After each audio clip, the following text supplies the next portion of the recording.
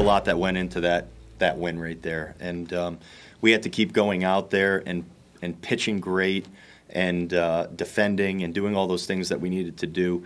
We stayed with the at-bats. The runs were not going to come easily today for either side with the way that those guys were all throwing the ball for both teams. Late in the game, that background was an issue. It really just came down to if you're just going to keep putting pressure on the other team, over and over and over again, you're going to give yourself, I think, the best chance to win a game like that. And we got some guys on. We got to the 10th inning. We kind of, you're really fighting. You're fighting, your vision. You're fighting good players on the other side of the field. And ultimately, we just did enough. We just kept putting the ball in play and finding a barrel when we could, but really just having good at bats against some tough arms. So, I couldn't have been happier with the resiliency of our group. And there's a lot of things you could look around the field and feel really good about. And then, Sonny. Where does that rank on performance that you've seen from him? And then the breaking ball. Yeah, the breaking ball he had today.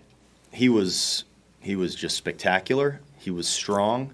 At the end of the game, he looked like he had just come out and just finished his warm-ups in the bullpen, and couldn't have looked any better even towards the end. It's probably the best I've seen him spin the ball. The reactions from the hitters. There were a lot of pitches that he threw that they missed by a lot, and they couldn't even get a swing off on.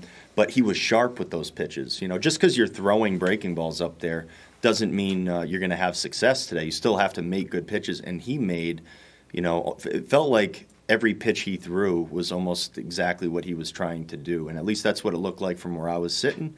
And we needed that. We needed an effort like that, especially going extra innings, and you end up using bullpen arms in that, in games like that.